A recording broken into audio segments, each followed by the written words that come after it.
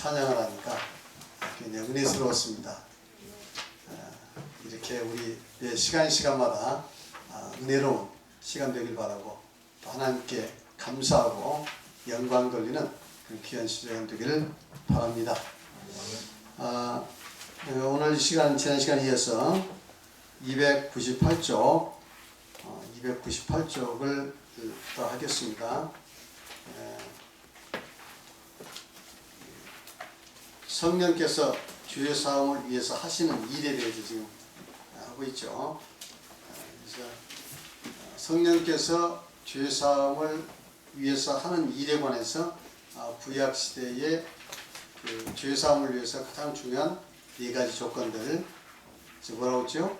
성전이 필요하고, 그리고 지성소에 십계명이 필요하고, 그리고 제사장이 필요하고, 제물이 필요하다. 이렇게 네 가지죠. 이 네 가지가 우리가 거듭나게 되면, 우리 불가성령으로 거듭나게 되면 우리 성도들 안에 이 네 가지 조건들이 다 이루어진다. 첫째는 우리가 성령을 받게 되면 우리 성도가 하나님의 성전이 된다. 그리고 우리 교회에서 십계명을 굳게 세움으로 우리 성도들의 마음의 지성소 안에 우리 십계명이 굳게 세워진다. 이렇게 말씀드렸고, 그리고 우리 성도들이 다 왕같은 제사장들이죠.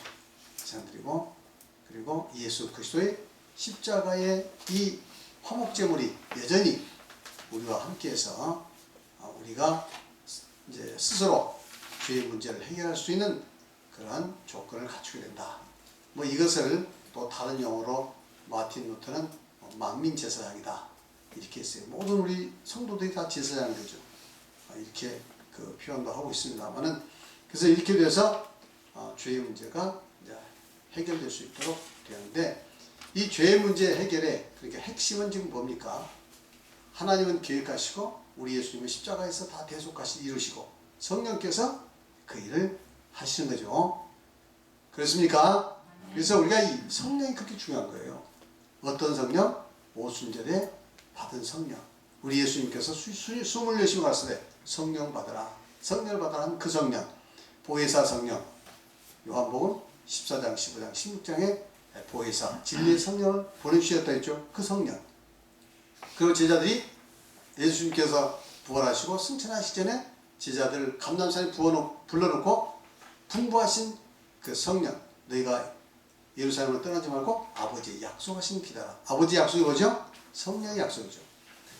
요한은 물로 세를 베풀었으나 너희는 몇 날이 되어 성령으로 세를 받으라. 사도행전 1장 4절부터 나왔죠. 그리고 성령이 너희에게 임하시면 너희가 권능을 받고 예루살렘과 온 유대와 사마리아 땅까지 이른 나의 증인이다. 이 성령. 그리고 제자들이 사도행전 2장에 오순절날 이제 성령 충만 받죠. 바로 그 성령. 그리고 이후에 사마리아에서도 똑같이 그 성령을 받은 사건이 있었고, 고넬료 가정에서 성령 충만 받아서 방언하는 사건이 있었고, 사도행전 19장에도 에베소에서 성령 받아서 방언하는 그런 일도 있었죠. 이게 바로 뭐냐면 일관되게 사도행전은 성령 받게 되면 외적 증거가 나타나는데 방언이라고 해야 됩니다. 그러니까 이 성령 받는 게 대단히 중요하죠. 그래서 우리가 성령 받게 되면 이제 거듭나서 죄사함 받고 성령 받게 되면 우리가 위대한 성전이 되고 제사장이 돼서 죄의 문제를 해결할 수 있는 조건이 갖춰진다는 거죠.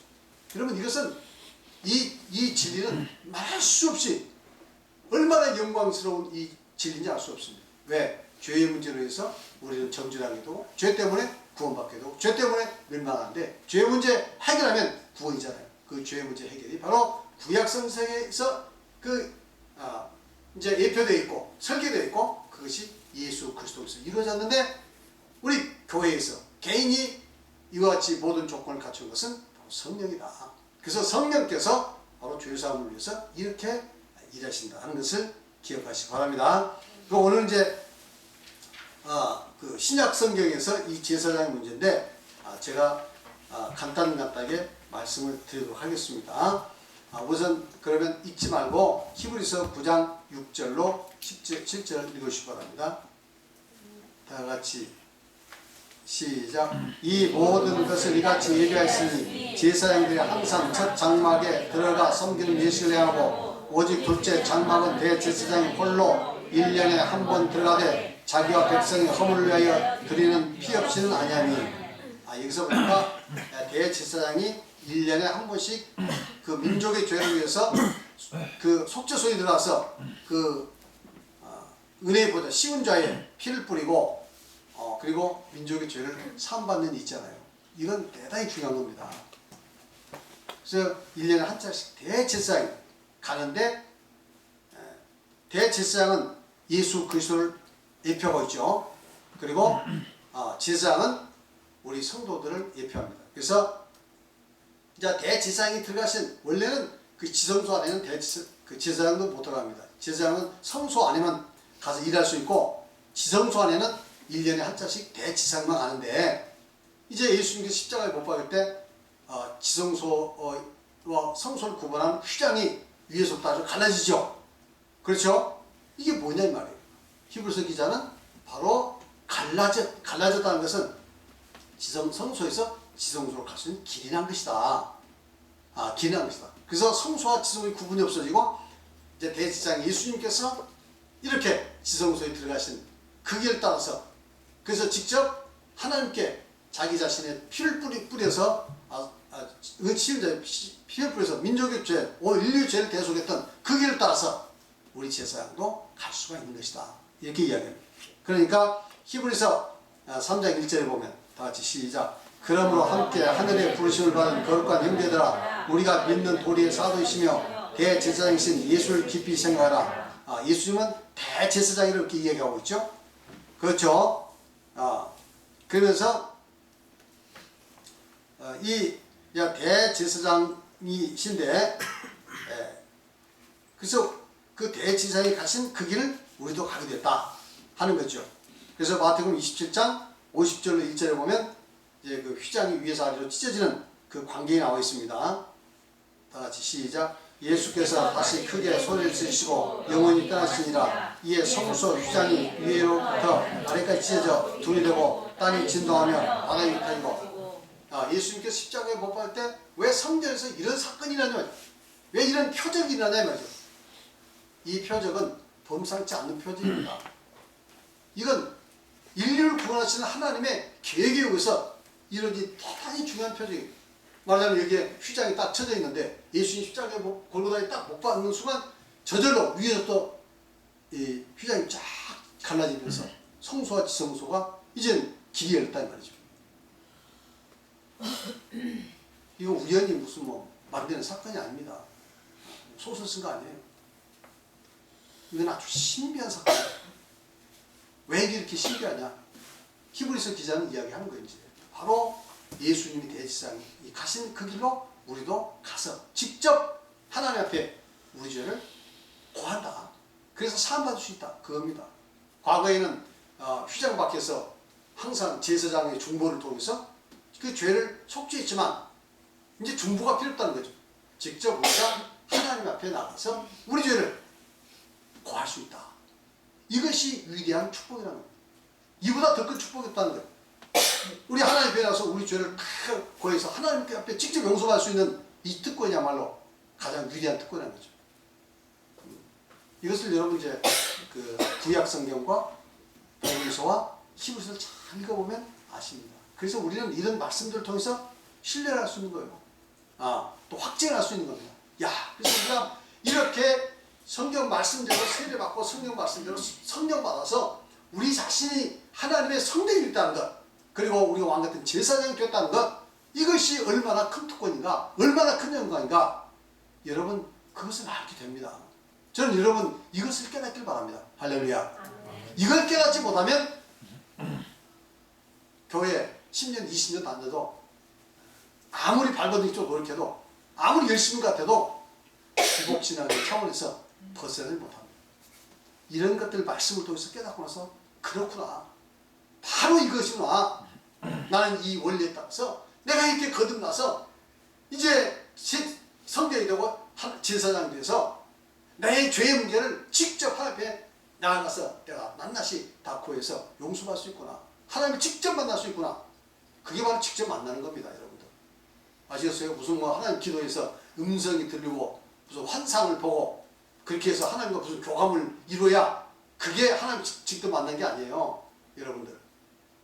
우리가 우리 죄를 하나님께 직접 고해서 하나님께 우리 죄를 용서해 준다면 이보다 큰 영광이 어디 있겠습니까? 믿습니까? 네. 이걸 우리가 아셔야 돼, 이 진리를. 그래서 이런 현상이 일어나는 것은 바로 그와 같은 것이다. 그래서 이제 히브리서 4장 16절에 보면 이렇게 이야기죠. 다 같이 시작. 그러므로 우리는 긍휼하심을 받고 때를 따라 돕는 은혜를 얻기 위하여 은혜의 보좌 앞에 담대할 것이니라. 여기서 은혜의 보좌가 뭡니까? 시은좌. 은혜의 보좌가 뭐예요? 시은좌. 속죄소. 속죄소나 시은좌나 은혜의 보좌나 같은 말입니다. 여기서 보면 그래서 때를 따라 돕는 은혜를 얻기 위해서. 왜? 우리 예수님이 대제사장이 되셔서 휘장을 가르시고 지성소로 가는 길을 직접 열어놓으시고, 그래서 예수님이 자기 몸을 통해서 이제 피를 뿌려놨으니까 직접 갈 수 있다. 우리도 이제 다 가서 하나님을 직접 만날 수 있다 이거죠. 하나님은 어디에 계신다고 했죠? 구약성경에 성전에, 속죄소에 거기 계셨습니다. 그래서 성경이 이야기하는 거죠. 이제 그 지성소에 법궤가 있으면 거기에서 하나님과 인간이 만난다고 이렇게 이야기잖아요. 예? 출애굽기 25장 25절 그렇게 나와 있어요. 직접 만난다. 두 그룹 사이에서 직접 만난다고 이렇게 이야기잖아요. 그래서 이 은혜의 보좌라는 것은 속죄소, 시은자다. 그 죄사함 받는 장소다 하는 것입니다. 그래서 여기 중간에 보면 믿음의 목적이 구원받는 것이며 구원은 죄의 문제 해결이 있습니다. 이건 수없이 제가 반복해서 이야기합니다. 너무 중요하기 때문에 반복해서 저는 이것만 생각하면 너무 벅찬 거예요, 가슴이. 뭐 성경에 무슨 비밀을 깨닫다는데 그보다 더 큰 비밀, 가장 위대한 비밀은 바로 이겁니다. 할렐루야. 모든 사람들은 지금 죄사함에 대해서 어떻게 되는지 몰라요. 그냥 예수 믿으면 죄 사는 건가? 목사가 그러던데 그거에 대해서 지금 뭘 알고 있습니까? 뭐하죠? 정확히 알아야 이 생명과 구원과 관련된 죄사함 문제를 정확히 알지도 못하고 그냥 믿기만 하면 구원받는다. 믿기만 하면 어찌한다. 그렇게 해서는 안 돼요. 그래서 예수 믿고 물질적인 복, 병고침, 기사회적 체험, 마음과 가정의 평안 등을 얻는 것 모두 중요하죠. 아까 우리 자매님도 고백을 했습니다만 정말 뭐 얼마나 감사합니까? 예수 믿고 나서 마음이 평안해지고 어떤 어려움과 문제가 있어도 이제 걱정이 없고 이렇게만 돼도 사실 예수 믿는 가치가 엄청나죠. 그런데 이 죄사함의 문제에 비하면 이런 것은 하찮은 것이다 이 말이에요. 마치 태양빛 아래 그거 뭐 촛불 같은 겁니다. 태양빛 아래 촛불 그거 빛나봐야 얼마나 대단합니까? 그렇죠? 근데 깜깜한 어둠 속에서는 그 촛불도 대단하죠. 촛불 오면 어디 가겠습니까? 깜깜한 밤은 대단하지만 대낮 같은 햇빛에 보면 그 촛불이 무슨 의미가 있겠어요? 마찬가지입니다. 이생 이렇게 예수 믿어서 마음의 평안 복받고 기사적 경험하고 뭐 병고침 받고 하는 거 대단하지만 이 죄사함의 이 문제에 비하면 태양빛의 촛불같이 것이다. 할렐루야. 근데 사람들은 아직도 태양빛을 보지 못하고 어둠 가운데 있으면서 그냥 촛불만 보고 박다고 이 촛불이 좋다고 지금 이렇게 하고 있습니다. 왜? 이 죄사함의 은혜에 의한 그 태양빛은 어두워져 있고 그냥 세상 캄캄한 속에서 살면서 그래도 그 빛이라도 좋다고 하고 있는데 참 안타까운 일이죠. 그래서 여러분들은 이것을 꼭 발견할 수 있길 바랍니다. 그 다음에 자, 그래서 은혜의 보좌까지 직접 나가게 해주셨다 하는 말씀을. 근데 재물은 여기서 보니까 우리 예수님께서 십자가에서 달려서 죽으신 어린 양 이 재물은 아직도 우리에게 유효합니다. 아시겠죠? 그 십자가의 그 재물은 아직도 우리를 위해서 유효하다. 어디 나와 있습니까? 요한일서 2장 1절 2절 시작. 나의 자녀들아 내가 이것을 너에게 쓰면 너희로 죄를 범하지 않게 하려 함이라. 만일 누가 죄를 범하여도 아버지 앞에서 우리에게 대한 자가 있으니 곧 의로우신 예수 그리스도시라. 그는 우리 죄를 위한 화목제물이니 우리만이 할 뿐 아니요 온 세상이 죄를 위함이라. 그는 화목제물인데 과거의 화목제물로 끝난 것이 아니고 아직도 우리의 화목제물로 계속 계신다는 거죠. 온 세상 죄를 위해서도 역시 화목제물로 계신다. 과거에 다 대속했고 여전히 우리를 위해서 화목을 위해서 여전히 그 제물의 역할을 하고 계신다. 이렇게 말씀하고 있습니다. 아시죠? 그래서 객관적으로는 법적으로는 십자가에서 온 인류의 죄를 대속했지만 개인에게 있어서 지은 모든 현재의 죄들에 관해서는 바로 이 십자가의 대속하신 예수 그리스도의 보혈, 그 속죄 제물이 우리와 함께 있어 우리 죄를 대속한다 하는 것을 말씀하고 있습니다. 자, 그러면 그래서 우리 예수님은 우리를 위한 화목 제물이 되신다 하는 거죠. 그 다음에 이제 여기까지 말씀드리고 로마서 8장 1절로 4절까지 해석을 하겠는데 이 내용들이 이걸 천천히 하면 사실 2시간짜리 분량입니다. 근데 이게 2시간까지 하기는 너무도 뭐 1절에서 4절까지 하는데 그게 내용이 많습니다. 그래서 이 시간 간단하게 한 20분 정도로 해서 제가 해석해드리고 마치도록 하겠습니다. 자, 그러면 이제 로마서 8장 1절로 4절 왜 이게 중요합니까? 성경이 큰 산맥이라면 가장 높은 산은 로마서고 로마서의 가장 이제 꼭대기 부분은 로마서 8장이고 로마서 이제 그 꼭대기에 딱 올라갔더니 깃발이 하나 딱 꽂혀 있어요. 깃발이 딱 꽂혀 있는데 보니까 여호와니시. 이 깃발이 하나 꽂혀 있어. 여호와니시 뭡니까? 여호와는 우리의 승리다. 그 말이죠. 여호와니시. 여호와는 우리의 승리, 최고의 승리. 그 밑에 가만히 조그만 글씨가 써있는데 가서 보니까 로마서 8장 1절로 4절이 딱 적혀있네. 가장 위대한 구절이죠. 왜? 로마서 8장 1절에 보면 그러므로 그리스도 예수 안에 있는 자들에게는 결코 정죄함이 없나니 이는 생명의 성령의 법이 죄와 사망에서 늘 해방을 했고 2절에 보니까 이제 1절 2절 이렇게 이야기했죠. 그러니까 정죄받지 않는 비결, 죄와 사망에서 해방된 비결, 그리고 그 이후에 이제 계속된 여러 가지 놀라운 특권들이 있습니다만 이것들 간단하게 말씀을 드리겠습니다. 가장 위대한 거죠. 이보다 더 위대한 발견이 없습니다. 이것을 깨닫는 것. 그렇죠? 이것을 깨닫을 때 여러분은 믿음의 신앙의 최고봉에 올라가 있다. 그리고 무엇을 통해서 우리가 하나님께 감사하고 영광을 돌려야지 비로소 알 수가 있습니다. 이해하시겠죠? 그래서 여러분들의 삶 속에서 우리가 받는 많은 잔잔한 은혜들도 여러분 함께 감사하시기 바랍니다. 그리고 궁극적으로는 여기 최고봉에 올라오셔서 여호와니시 그 깃발을 붙들고 주여 감사합니다 할렐루야 이렇게 고백하시기 바랍니다. 자, 그러면 이제 로마서 8장 1절 그러므로 그리스도 예수 안에 있는 자에게는 결코 정죄함이 없나니 그렇습니다. 그러므로 예수 안에. 그러면 여기서 그리스도 예수 안에 있는 자가 뭘까요? 그러므로 그리스도 예수 안에 있는 자. 예수 안에 있는 자. 예수 안에 있는 자가 뭘까요? 예수 믿는 자죠, 물론. 근데 성경에서는 예수 믿고 침례를 때, 예수 믿고 침례를 때 사탄의 것을 써서 하나님 것에 돌아와서 하나님의 것, 즉 하나님의 소속이 있는데 말이죠. 그러니까 예수 안에 있는 자라는 것은 이 예수 믿고 침례를 받은 자다. 이렇게 말씀을 드릴 수가 있겠습니다. 아시겠죠? 그래서 그 갈라디아서 3장 27절로 29절에 보면 다 같이 시작. 누구든지 그리스도와 합하여 세례 받은 자는 그리스도로 온 영혼이라. 너희는 유대인이나 헬라인이나 종이나 자주자나 남자나 여자 없이 다 그리스도 안에서 하나이니라.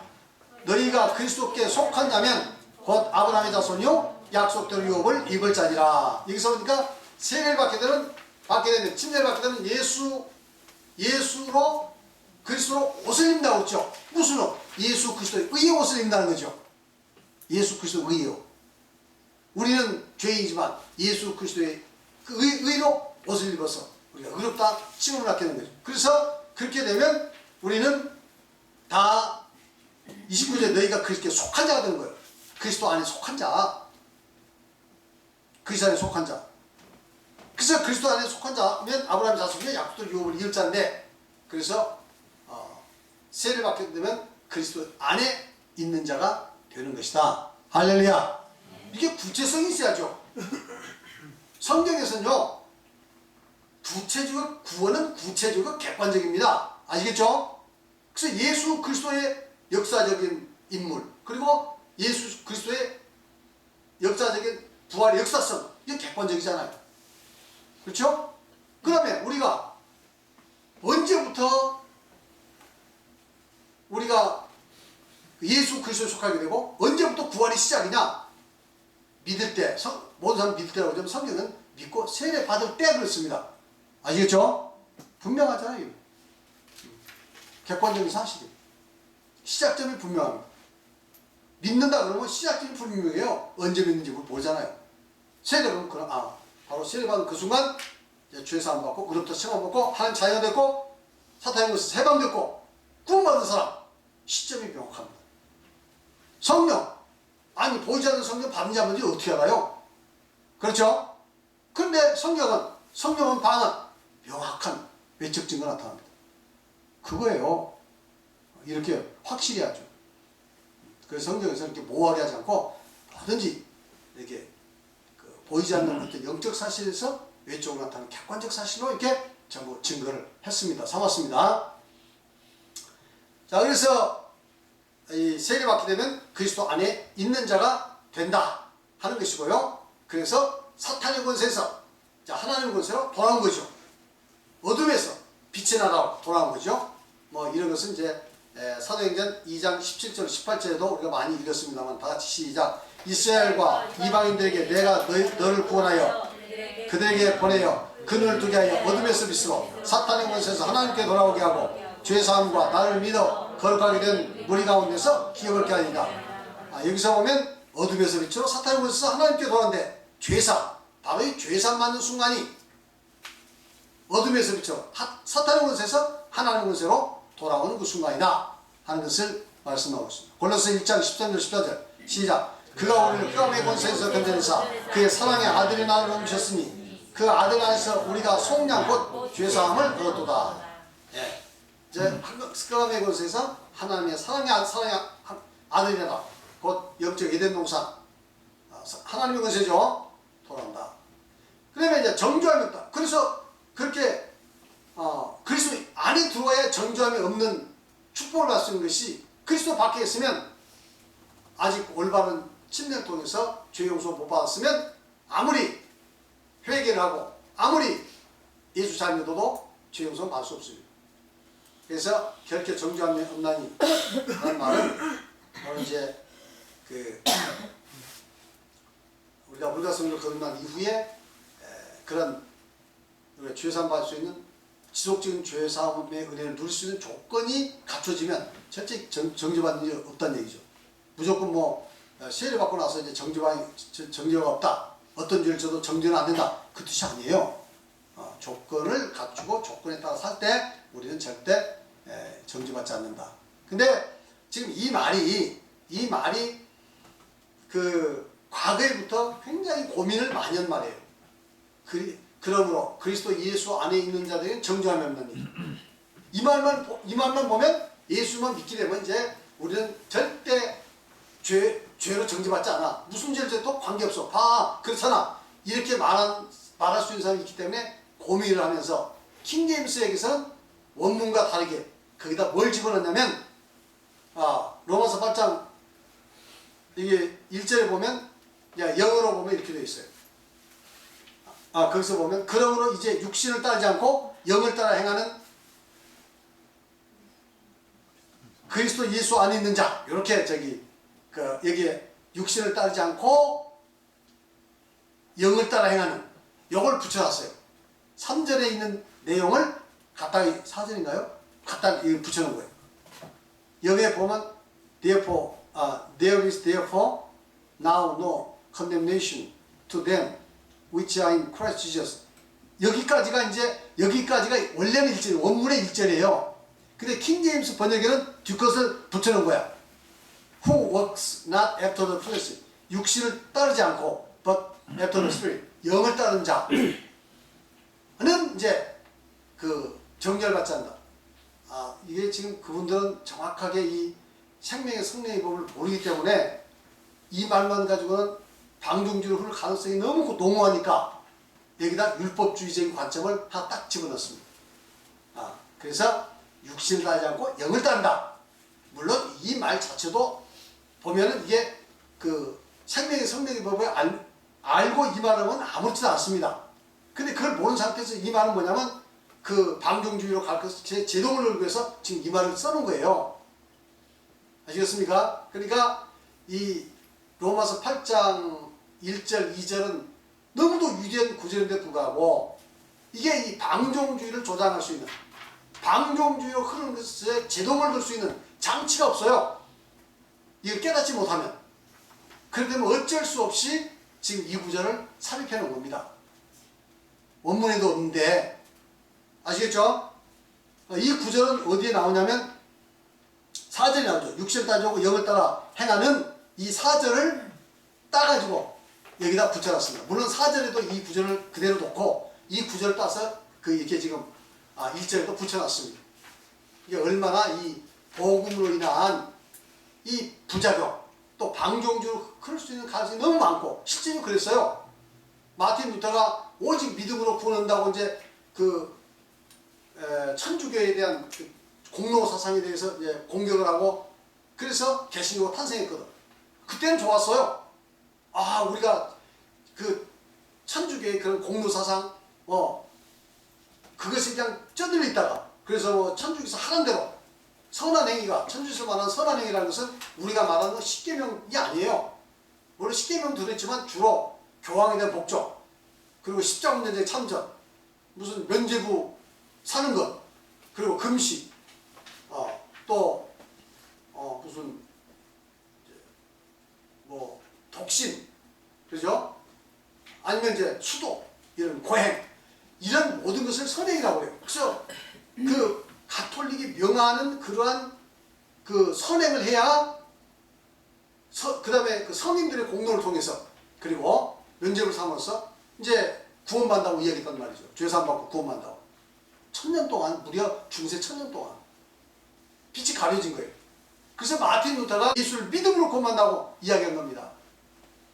그래서 여러분 그리스도의 자유를 읽어보면 잘 나와 있습니다. 그런데 이제 율법에서 자유였어요. 모든 게 자유였어요. 그 결과 어떻게 됐을까요, 이제? 이제는 이제 완전히 얼씨구나 이제 방종주의로 흐르는 거예요. 신앙이 나태로 흐르고 방종주의로 흐르고 이렇게 하는 거예요. 그래서 1517년 조교육이 같죠? 1600년대 영국의 제임스 요한 1세 때 이제 이 킹제임스의 다시 원어를 라틴어 헬라어를 영어로 번역할 때 그래서 가장 권위 있는 성이 킹제임스예요. 번역할 때 이 번역하는 사람들이 얼마나 고민했겠어요. 그래서 이 문제가 되는 이 구절에 제동장치를 걸어야겠다 해서 이걸 거기다 붙여놓은 겁니다. 아시겠죠? 이렇게만 이해를 하시고요. 그래서 이제 우리는 절대 이 그리스도 예수 안에 있는 자는 정죄함이 없죠. 왜? 우리는 생명의 성례법을 알기 때문에. 생명의 성례법의 핵심은 십계명을 굳게 세운 거 아닙니까? 십계명은 구원과 뗄 수가 없습니다. 십계명은 죄사함과 뗄래야 뗄 수 없어요. 십계명 자체를 통해서 죄사함 얻는 거 아니면 십계명을 통해서 죄를 깨닫고 그리스도 앞에 나가서 우리 죄를 사함받을 수 있기 때문에 십계명은 항상 교회에서 굳게 세워야 하고 우리 성도의 마음속에서 굳게 세워야 합니다. 그래서 신앙의 표준이 되어 행위의 표준이 되어 목표가 되어 하나님과 우리 이웃을 사랑하는 그런 이 목표 하나의 완전한 사랑의 계명이죠. 그것이 돼서 우리는 그것을 굳게 세우고 지키를 힘쓰되 그래서 제가 지키를 힘쓰되는 말이 나오잖아요.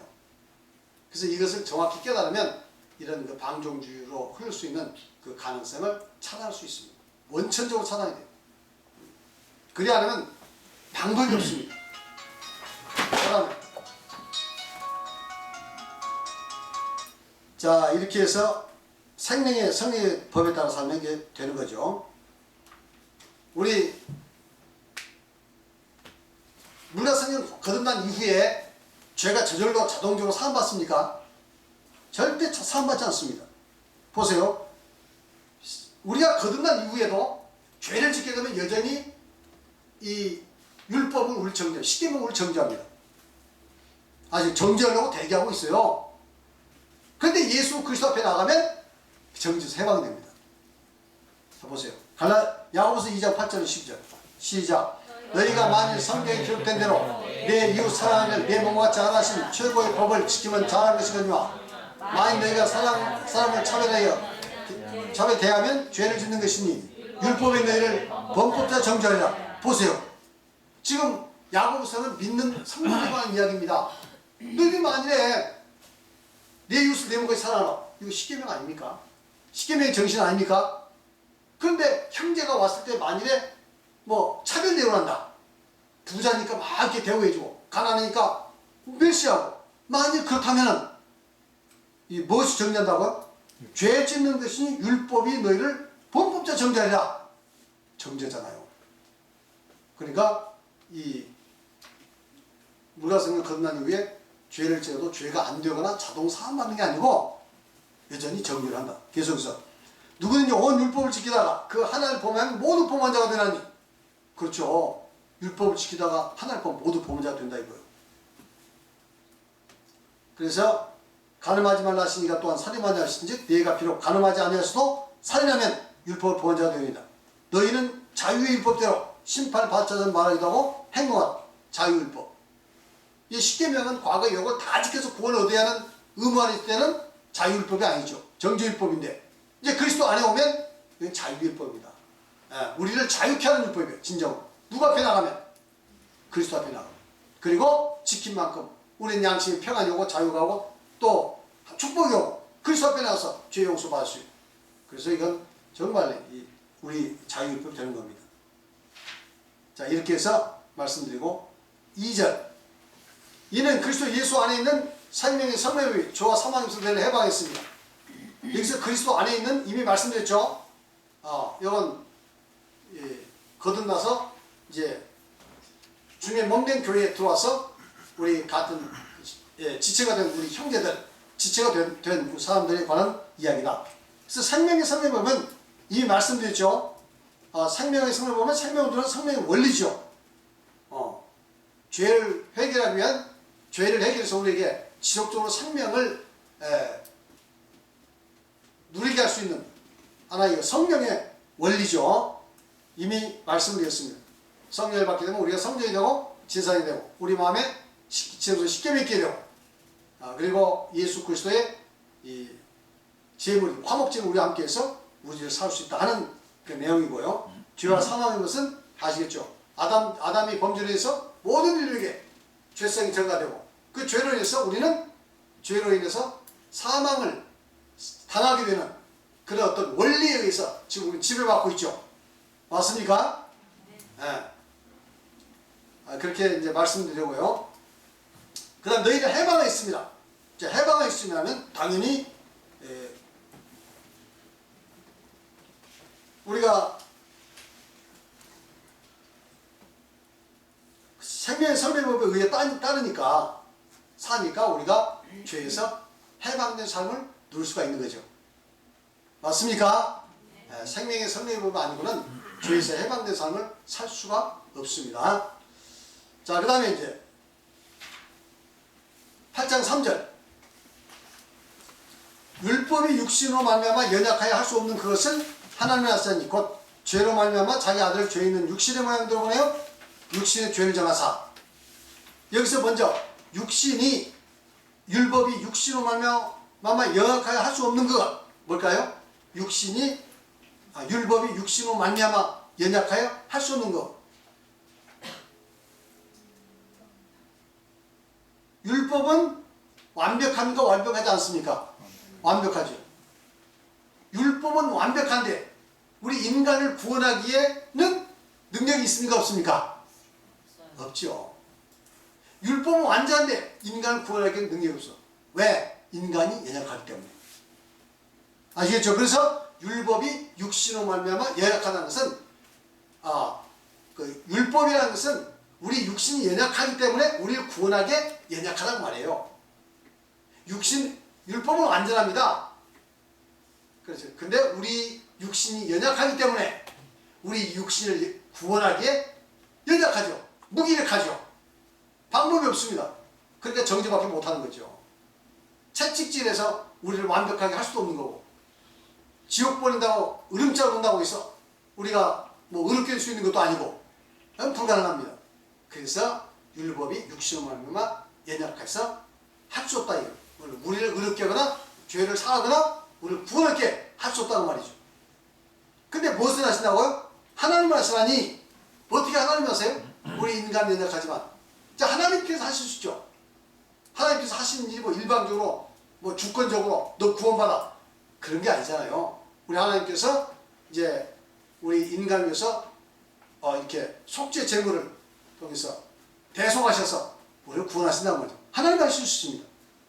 사람이 할 수 없는 일, 율법이 할 수 있는 일, 누구도 할 수 없는 일을 누가 하신다고요? 하나님께서 하신다. 곧 이제 거기에 그 해석이 나오죠. 곧 죄를 인하여 자기 아들을 죄 있는 육신의 모양대로 보내요. 육신의 죄를 져서 십자가에서 우리의 예수님께서 우리 모든 죄를 다 담당했죠. 보라 세상 죄를 지가하는 하나님의 어린 양이로다. 그래서 이게 육신의 모양을 가지고 오셔가지고 우리 죄를 다 대속하죠. 그래서 우리를 대신 죽어주셔서 뭘 했다는 얘기입니까? 대속. 모든 인류의 죄를 대속해놓고 이제 우리 인간의 행위를 아니라 계명을 지켜서가 아니라 우리의 예수 그리스도의 믿음을 통해서 이제는 우리가 죄 용서받아서 예수 그리스도 안에서 정죄받지 않고 구원받는 길을 열었다. 우리 하나님이 하시는 거죠. 맞습니까? 그래서 이 뭐 공자, 석가모니, 소크라테스 등 이 세상에 숱한 성형 분자가 있지만 그들도 똑같이 하나의 인간이기 때문에 우리 인간을 구원하기는 절대 불가능하다. 오직 육신으로 있다는 것은 예수 그리스도 통해서만이 우리가 죄 용서함을 받을 수 있다 하는 것을 말씀드립니다. 로마서 8장 4절.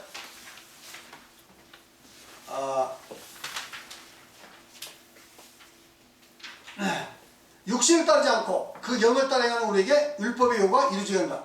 여기서 육신을 따르지 않고 영을 따라 행하는 이제 이 해석이 굉장히 어렵습니다. 이게 오늘 시간이 이제 끝내버리려고 했는데 자, 안 되겠군요. 이 해석은 정말 중요한 거예요. 이 해석은. 자, 그것은 봅시다. 자, 육신을 따르지 않고 영을 따라 행하는 우리에게 율법의 요구가 이루어지게 한다. 먼저 율법의 요구란 뭐냐? 율법의 요구란 뭘까요? 두 가지 측면이에요. 첫째, 율법의 요구는 완벽하게 율법을 다 지켜서 의를 이루라 하는 측면이 있고, 두 번째, 만일에 율법을 범한 것이 있으면 어떻게 해요? 네 스스로가 값을 지불하라, 대가를 지불해서 죄를 번하라 하는 이 두 가지입니다. 율법의 요구는. 근데 첫 번째 가능합니까? 가능하지 않습니까? 불가능하죠. 완벽하게 지켜서 구한다. 이건 불가능. 이미 애초에 불가능해. 그럼 범한 것에서 죄사함 받아야 하는데 그 값을 지불해야 하는데 구약의 동물의 속죄자도 그 값이 가능합니까? 첫째는 가치면서도 안 되고 빈도수도 불가능해. 그래서 구약으로는 안 돼. 그렇죠. 근데 완벽한 제물은 우리 예수님께서 육신을 있다는 것은 우리 죄를 해놓으니까 아담의 자격으로 오셔가지고 아담 안에 모든 인류가 있었는데 예수 그리스도 안에 모든 인류가 다 그 안에 있는 것 같아요. 그래서 대속을 해서 바로 이 죄를 용서해서 하나님께 지불해 주신 그 값을 통해서 우리가 죄 용서받으면 의롭게 되는 것이다. 그러니까 이게 율법의 요구죠. 율법의 요구는 아까 두 가지 말씀드렸고, 육신을 따르지 않고 영을 따라 행하는 우리에게, 여기서 육신을 따르지 않고 영을 따라 행한다. 이 말이 지금 상당히 복잡합니다. 여기서 그 육신, 이제 이것은 조금 한번 읽어볼 필요가 있어요. 이쪽은 육신을 따르지 않고 영을 따라 행하는 우리에게. 한번 읽어보세요. 육신을 따르지 않고, 육신이란 원문으로 사르크스, 영어로는 프레쉬이며 육신, 육체, 육 등으로 사용이 되며 상징적으로는 육신의 연약한 상태, 타락된 욕망, 인간 중심적 삶을 의미하고 있습니다. 인간은 죄성으로 인한 타락된 욕망을 가지고 있습니다. 죄성에서 나오는 타락된 욕망은 자기 중심적인 삶입니다. 네, 그러니까 우리 인간이 타락된 욕망이라는 것은 또 다른 면을 보면 인간 중심, 내 중심적이야. 뭐든지 이해하시겠죠? 내 중심적인, 쾌락주의적이죠. 내 중심적이야. 그래서 자기 중심적인 그런 인간적인 삶은 다 육신적인 삶이라고 말 수 있다. 이렇게 볼 수 있겠어요? 그 다음 읽어보세요. 하나님 중심, 예수 그리스도의 십자가 중심으로 살지 않고 생명의 성령의 원리에 따르지 않는 삶은 모두가 육신을 따르는 삶이 되는 것입니다. 육신을 따르는 삶, 즉 자기 중심적인 삶이란 감각적 쾌락을 추구하는 삶은 말할 것이 없고 생명의 성령의 법에 따르지 않으면서 구원을 얻기 위한 선한 행위도 거기에 포함이 그러니까 됩니다. 육신적인 행위라는 것은 뭐 꼭 무슨 감각적인 쾌락을 찾아 나가는 것만이 아니라 인간의 힘과 노력에 의해서 뭔가 선을 행해서 구원을 얻으려면 그 도덕적 노력도 또 종교적 노력도 거기 다 포함되어 있다 이 말이에요. 아시겠습니까? 좀 어려울지 모르지만 여러분들이 이제 고민하면서 생각해 보시면 제 이 마음을 이해할 수 있습니다. 그 다음에 읽어보세요. 믿고 세례를 받아 죄사함을 얻었다 하더라도 여전히 죄성이 남아있어 육신의 타락된 욕망에 따라 행하려는 경향성을 가지고 있습니다. 육신은 죄성으로 인한 타락된 욕망을 상징합니다. 이 타락된 욕망을 육신의 정욕, 옛사람, 육체의 소욕, 땅에 있는 지체 등으로 표현하고 있습니다. 이러한 타락된 욕망은 하나님의 계명을 따라 살기를 원치 아니하고 자기 중심적 쾌락과 이익만을 따라 살려는 강한 경향성이 있습니다. 거듭난 성도라 하더라도 생명의 성령의 법에 따라 살지 않고 자기 중심적인 타락된 욕망에 따라 살면 결국 구원을 상실하게 될 그러니까 것입니다. 우리 믿는 사람도 예를 들어서 뭐 생명의 성령에 따르지 않고 뭐 자기 감각적 쾌락에 따라서 뭐 믿으면서 적당적으로 이렇게 믿는다. 그거 구원받을 수 있을까요? 보장 못합니다. 그 다음에 또 어떤 사람이 거듭나고 이후에 나서 내가 정말 선한 행위로 뭔가 내 구원을 이루겠다. 만약 이렇게 생각하고 열심히 선을 행하면 구원받을 수 있겠습니까? 겉으로는 선한 거지만요. 하나님은 선한 거 아닙니다. 아시겠어요? 우리는 이게 예수 그리스도 십자가의 은혜로 우리가 그 안에서 죄 용서 받고 선하게 살도 선하게 살아야지 그걸 따라서 자기 육신적인 그런 그 자신을 의지해서 뭐 선을 행해가지고 이러니까 구원받지 않을까? 이러야 구원받을 수 있어. 이렇게 말한다면 그것도 역시 자기 중심적인 삶이고 육신을 따라 사는 삶이다. 이렇게 볼 수 있겠습니다. 그래서 육신을 따라 사는 삶이라서 상당히 포괄적인 거예요. 물론 그것을 좀 적극적으로 표현하면 보는 감각적 쾌락을 따라하는 것이겠죠. 그러나 아무리 금식을 하고 절제를 한다 하더라도 또 수도를 한다 하더라도 그것이 인간의 노력에 의해서 구원받는 어떤 행위를 한다면 이것은 육신에 따라 사는 삶이다. 이렇게 말할 수가 있겠습니다. 자, 그 다음 읽어보세요. 물론 생명의 성령의 법에 따르지 않고 자신의 힘으로 율법이나 선을 행하여 구원을 받겠다는 노력도 여전히 육신을 따르는 삶으로 율법의 요구를 이룰 수 없습니다. 그렇습니다. 율법의 요구를 이룰 수 없죠. 오직 생명의 성령의 법에 따라 살 때만이 정죄받지 않고 율법의 요구인 일을 이룰 수 있습니다. 그 영을 따라 행하는 우리에게 그 영을 따라 행하는 이라는 말은 생명의 성령의 법에 따라 사는 삶을 말하고 있습니다. 그러니까 그 영을 따라 그 말은 뭐냐면 우리가 성령을 따라 어떻게 사는 거죠? 성령이 보입니까? 여기서 영을 따라 그런 것은 그 앞에 나와 있는 그 문맥을 보면 생명의 성령의 법에 따라 사는 삶이 뭐냐? 영을 따라 사는 삶입니다. 맞습니까? 그렇게 이해하시면 돼요. 이게 이제 다 말씀드릴 수는 없고요. 시간이 많이 좀 됐습니다. 그래도 그냥 요거 가서 끝내는 게 낫겠죠? 한번 읽어봅시다. 생명의 성령의 법에 따라 살 때 죄가 용서되어 정죄받지 아니하므로 율법의 요구인 의를 지속적으로 유지할 수 있어 율법의 요구를 이루게 되는 것입니다. 예수님을 나의 주, 나의 하나님, 나의 구세주로 믿고 영접한 사람은 육신의 죄성과 타락된 욕망에 반한 선한 욕망이 생겼습니다. 이 선한 욕망이 바로 속사람, 새사람이라고 합니다. 선한 욕망은 하나님께서 십계명과 성령을 통해 주셨습니다. 선한 욕망은 하나님의 말씀과 계명을 따라 살기를 원하는 경향성이 있습니다. 성도 안에서 이 두 욕망이 대립과 갈등을 하고 있으며 옛사람과 새사람이 치열하게 싸우고 있습니다. 성도는 옛사람을 이기고 속사람을 강하게 해야 합니다. 옛사람을 벗어버리고 새사람을 입어야 합니다. 그러나 옛사람을 이기는 길은 속사람의 의지와 힘만 가지고는 불가능합니다. 반드시 생명의 성령의 법에 따라 살 때 승리를 할 수 있습니다. 성령의 도우심을 입어 십계명을 굳게 세우고 지키기를 힘쓰며 십자가를 의지하여 자백과 회개를 할 때 지속적으로 죄가 용서됩니다. 이것이 성령을 따라 행하는 것입니다. 그렇습니다. 성령을 따라 행하는 것이 바로 그거예요. 무슨 막연하지 않습니까? 성령 따라 하는데 뭐가 성령 따라 하는 거예요? 무슨 뭐 감정적인 무슨 느낌을 따라 하는 겁니까? 뭐가 성령 따라 가는 거예요? 그렇게 모호하지 않습니다. 성령 보이지 않는데 명백하게 생명의 성령의 법에 따라 삶이라는 건 뭡니까? 이게 바로 성령 따라 사는 거예요. 이해하시겠죠? 네. 그렇게 생명의 성령에 따라 살면은 내 속사람이 점점 강건해집니다. 그리고 물론 그 육신의 정욕과 대립은 격화되겠죠. 나중에 이렇게 살다 보면 시간이 가면 다 이기게 되어 있습니다. 100% 이긴다는 아니지만 우리는 그 제압하면서 육신의 정욕을 제압하면서 승리하는 삶을 살 수 있어요. 지속적으로 십자가 은혜로, 지속적으로 또 성령의 도우심을 통해서 우리 실제적으로도 우리 육신의 이 타락된 욕망들을 절제해 나가면서 승리하는 삶을 살 수 있습니다. 성화를 이루갈 수 있는 거죠. 읽어보세요. 이렇게 될 때 율법의 요구, 즉 의롭게 되는 것을 이루게 됩니다. 따라서 실제적으로 율법 아래 있지 아니하고 은혜 아래서 은혜를 누리는 삶이 되는 것입니다. 갈라디아서 5장 18절 시작. 너희가 만일 성령의 인도하신 바가 되면 율법에 있지 아니하리라. 그렇습니다. 지금 이 갈라디아 신도들이 하는 말이에요.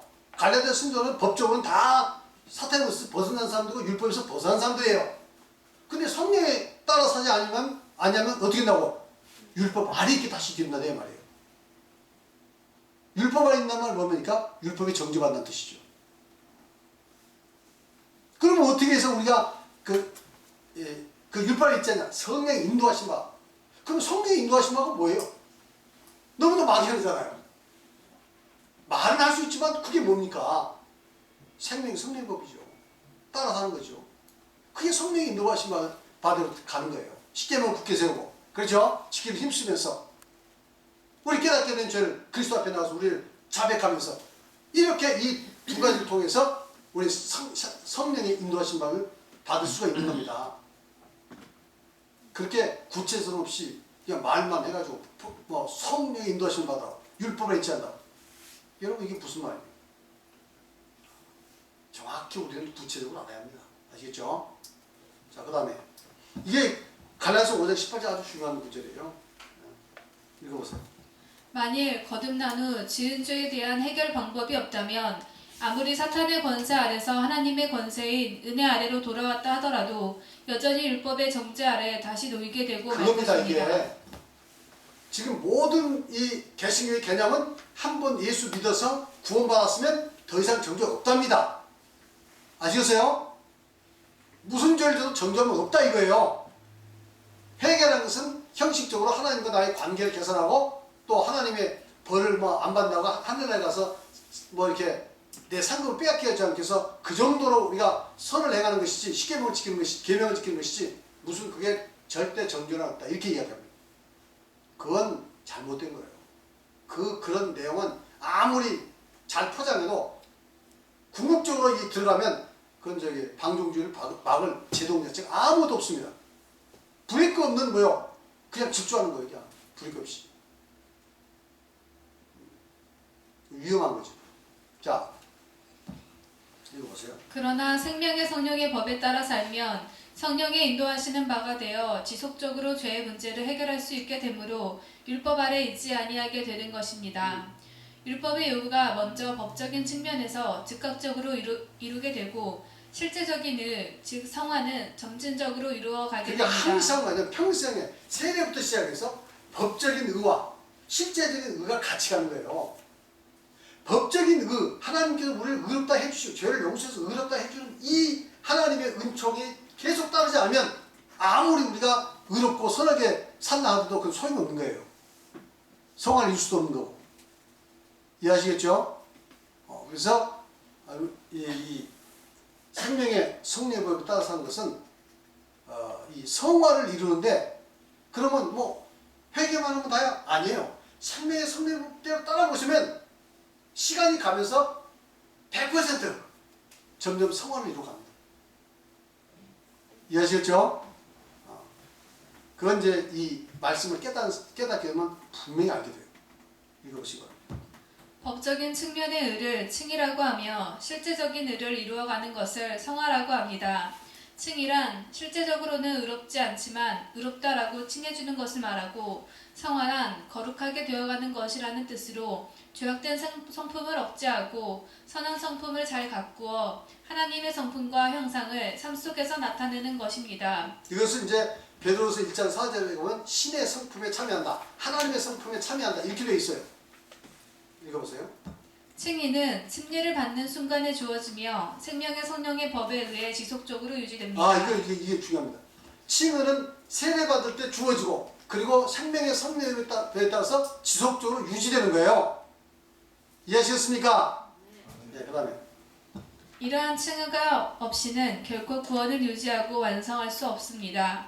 실제적 의인 성화는 이 칭의를 바탕으로 성령의 도우심과 말씀과 기도와 노력을 통해 이루어져 갈 수 있습니다. 실제적인 성화는 어떻게 된다고요? 성령의 도우심, 또 말씀, 기도, 노력. 우리의 노력도 있어야 하는 거예요. 노력 없이 되는 거 아닙니다.